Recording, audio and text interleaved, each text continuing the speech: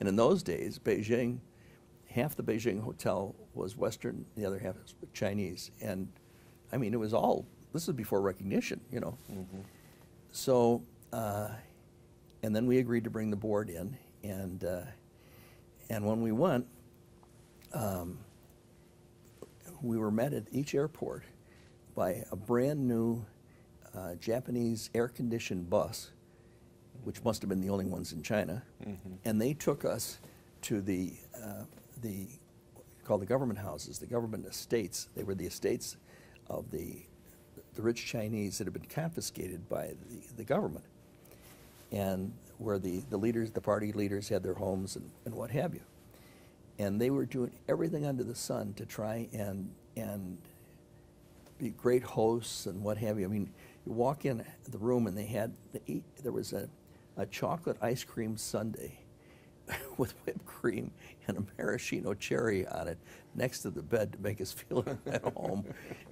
Now you can imagine what the state of refrigeration was in those days.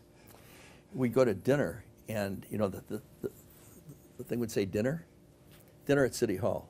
So you'd pull up, and City Hall was the great hall of the people, and we were the only ones in it. I mean, it was this, this majestic thing. I mean, in every way you could imagine. So then we did fly. We went to Beijing, Hangzhou, Guilin, Shanghai, and Canton.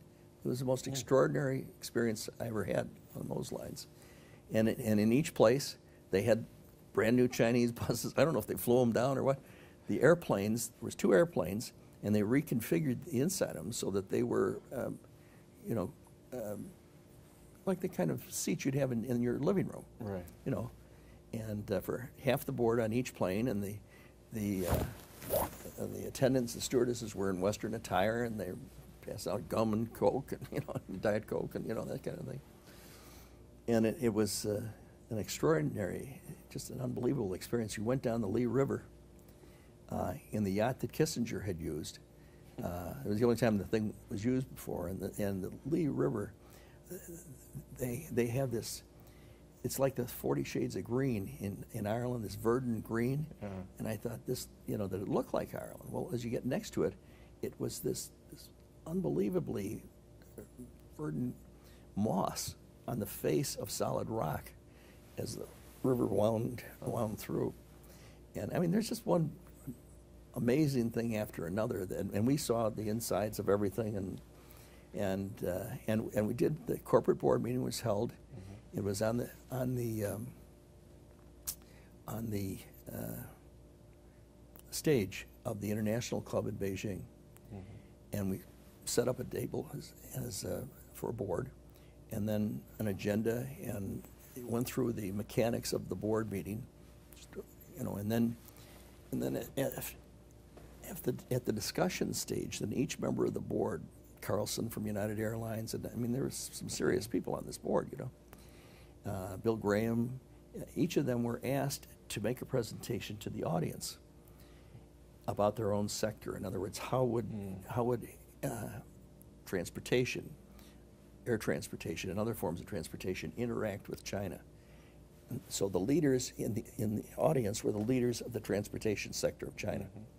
For Bill Graham, it was health and hospitals, from Abbott, that sort of thing. So that was true all the way around. Now, if I had any sense at all, I would have grabbed the invitation list and just gotten those names and somehow traced them as they went up, because I'm sure that they were the leaders of China and still probably are, today, although it's been a while. In any event, in addition to that unique experience of being the first corporate board meeting, I was asked to go to the back of the room because there was an urgent matter. So I did, and so he gave me a note. The note said was that there had been a crash at O'Hare, and that the 747s were grounded. And the person who had the biggest fleet in the world was Ed Carlson of United. Oh. So I had to, I went up and I explained it to Abood, then I took the note down to Carlson and gave it to him. Mm-hmm. And he looked at me, he said, "I'm glad I built a good staff, because, the communications out and back and forth in those days was, I mean, you could do it, but it was really tough to do. So talk about confidence in your people. Sure. Because his whole fleet was grounded, you know, for a number of days. Oh. So in any event, we get to Hong Kong, and and in the meetings, when we would go into the meetings, because of having been the lieutenant governor, Bob Abood would be in the first chair. Let's say the chairman of the Bank of China. Let's say I'd be in the second chair because of the respect for the lieutenant governor business, and then you'd have the directors. Well, you know, when the door hit me on the way out, I'm schlepping bags. I mean, these guys, it might have been okay in there, but out there, these guys are the CEOs, and I'm a young guy, you know, that sort of thing. So it was quite an experience. So now the Attorney General's race, following all that. What happened at the end of that, we get to Hong Kong. McDonough comes up to me, says that he and Bob have talked about it, and that they would very much like me to take over the Western Hemisphere for international banking. They think that Marge and I deserve a good vacation.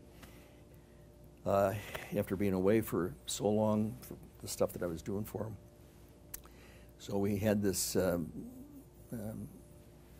chauffeur-driven tour of a good bit of Western Europe, and then we flew up, and Lerner had a state dinner in Norway for me, and then the Luftwaffe took us along the wall while it was still in existence, and I mean, just one experience after another.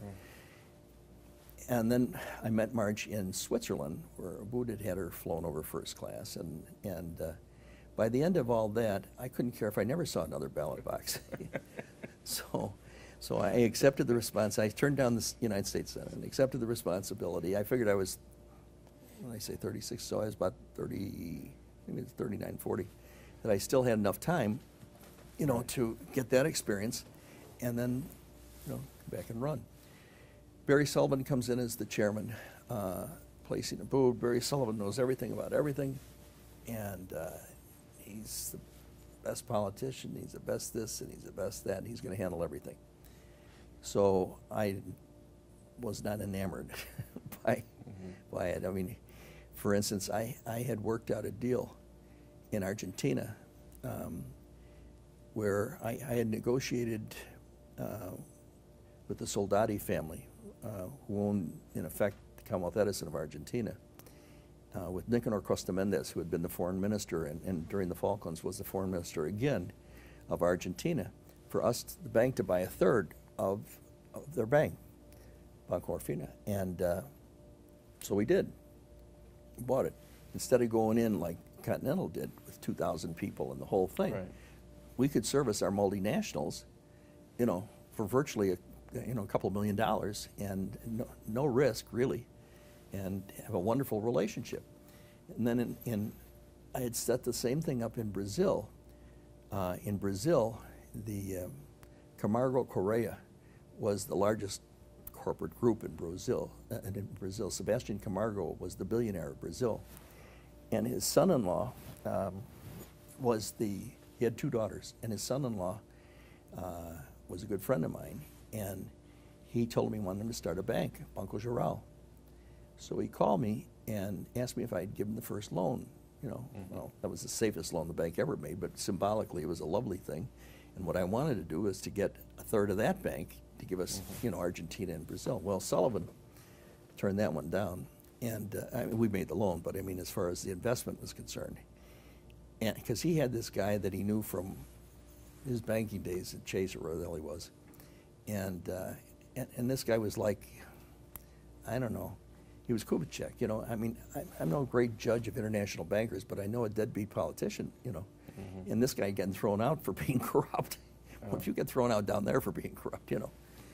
This is the guy who's going to be his guy, and if you remember what happened to First Chicago, they got clobbered in Brazil, and that's what his demise was. Anyway, when he did that, Stevenson called me up and asked me to come over and asked me if he was going to run for governor, and would I run for attorney general. And so I said, you know, I told him that I had and run for Secretary of State, and I told him what had happened with Daley, and he said, no, Attorney General is the right thing for you to run for. And so we talked about it, and, you know, so I was fed up with what was going on at the bank. Right.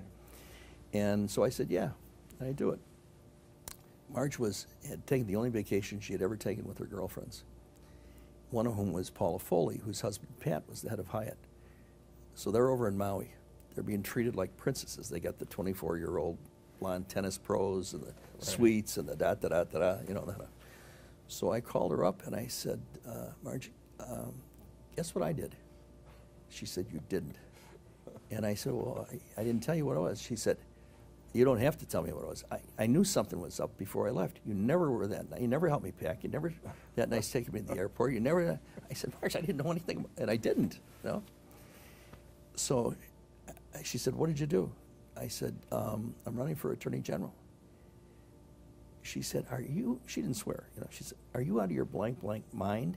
Did anybody tell you that you have 4 children who are about to enter the college cycle at the same time?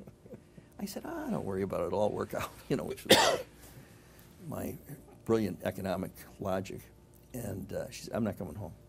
I said, well, you know, all you got is Japan and China. I mean, if you go the other way. She said, they both sound a lot better. Democratic politics in Illinois. I'm not coming, you know, for the slate making thing. So, yeah. So she wouldn't talk to me for a couple of days. So then she flew in to surprise me at 6 o'clock in the morning that morning, and they decided that day to have it down in the basement of the Bismarck. It was as dark and as smoky and as crummy as any room I've ever, everything you ever heard about a smoke-filled back room was there for her return from Maui. Oh my God. So I went out and I became Attorney General and enjoyed the office immensely. You know, you're where, once again, you did better than the head of the ticket. Yeah, it worked out pretty well. Well, as I say, I ran from South North because I'd spent a lot of time downstate. You see, up here, Gary, as you know, we're so inundated with levels that the idea of understanding state government, you know, if you ask somebody, what does your state senator do, or your state representative, or a state, they don't know. I mean, you know, in those days you had probably an assistant precinct captain, a precinct captain, an alderman, a ward committeeman, a da-da-da-da-da. And downstate, on the other hand, that same person, that state representative, may be all there is to get access to help for economic development for X number of counties. So that's life and death for the downstate communities. State government is, and they understand it, and they respected the office of lieutenant governor. You know, part of what's wrong with the dialogue that's going on right now is that there's nothing wrong with the office of lieutenant governor. It's with the process. The idea of in the 1970 Constitution of running separate in the primary and then linked in the fall was a bad political compromise. What it should be is the governorship is so far and away the most important responsibility in government. 257 boards, departments, and commissions, 60 billion in a budget, every conceivable kind of subject matter. You can use a lieutenant governor for a lot of things that I can think of, and if the gubernatorial candidate is picking out the lieutenant governor, that person is vouching that this person is going to be able to step in for him or her, you know, if need be. I mean, obviously, Quinn really had to step into something, you know, in this instance. So, as long as you've got that, then you're doing it within the party, but you're holding the person who you're giving the highest responsibility to the responsibility of showing you how his philosophy or her philosophy is going to be continued if, God forbid, something happens to him. And that's what they should be doing now instead of all this stuff that they're doing.